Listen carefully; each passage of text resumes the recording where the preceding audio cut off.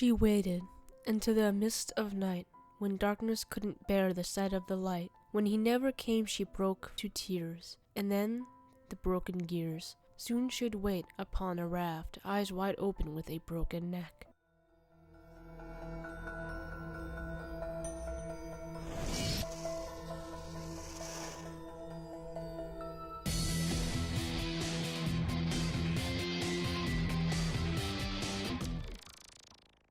Disclaimer. Forgive me now if there are any mispronunciations in this video. Built in or around the year 1844, the Goldbrook Bridge is a small wooden covered bridge in the town of Stowe, Vermont. It is also known as Emily's Bridge due to the stories that surround its haunting history. But is it as true as most came to believe? There are quite a few different versions of the haunting of Emily, but all of them revolve around a missing lover and a broken-hearted bride. I compiled majority of the stories here and will be reading them off in small post-it notes fashion.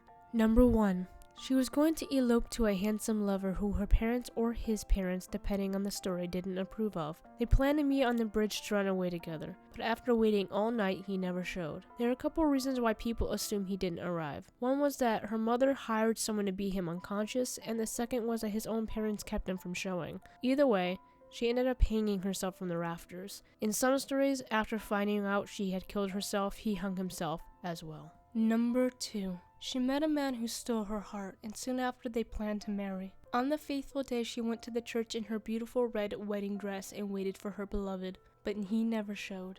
Angered and heartbroken, she took the family wagon and rushed through the streets seeking answers to his disappearance. Once coming up to the bridge, she reared the wagon wrong and went off the corner of the bridge into the rocky brook below, killing herself, the horses, and destroying the wagon. Number 3.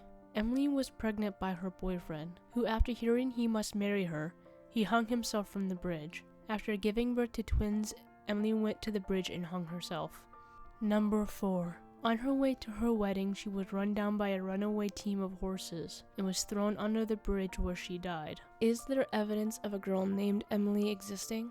There is no written historical evidence that she existed, but there is a gravestone in the Stowe cemetery bearing the name Emily, though spelt differently. And along with this, there is no record of ghostly presence since before the 1960s. That hasn't stopped paranormal experts from finding evidence of activity on the bridge, but at the same time again, some paranormal experts come out with absolutely nothing. There are some contradictions to the hauntings as well. For example, the first mention of the bridge being haunted by someone named Emily occurred around 1968 when a high school student wrote a paper on the subject. The teenager was named Susan, and she admitted to using a Ouija board on the bridge, where the entity presented itself as that of a woman. Only one reference of mine mentioned that Susan heard about this legend locally, and that it may originate in the late 1950s to early 1960s, and it spread like wildfire after the paper went out. However, again, this was one reference out of many.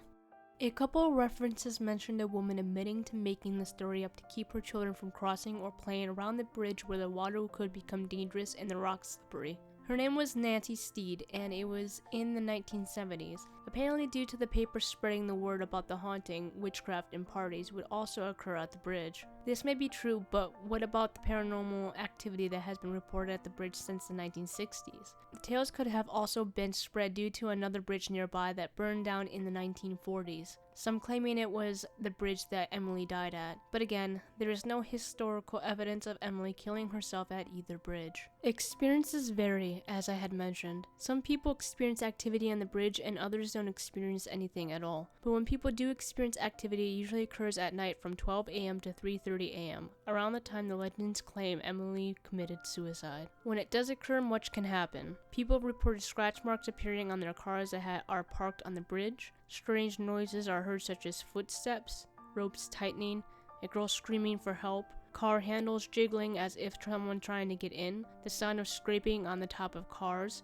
handprints appear on cars, cold spots that float about, and phantom music that can be heard as well. Photos and videos that are taken capture white orbs, or they don't go off, or the pictures are left blurry. Many people say that the spirit is threatening and have a particular hate for males. If the legends are true, I can see why.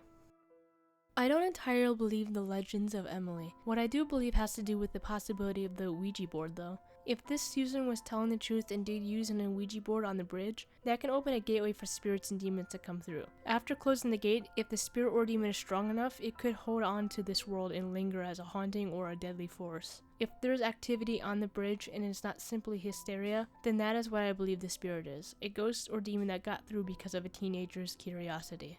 But only the dead know the truth. What do you believe? If you like this video and would like to support this channel, feel free to check out my Patreon page, where you can get early access to my content before YouTube does. I create videos on cryptids, hauntings, alien abductions, serious killers, and much more. If you can't support me there, like, comment, and subscribe here. I hope you all have a good day.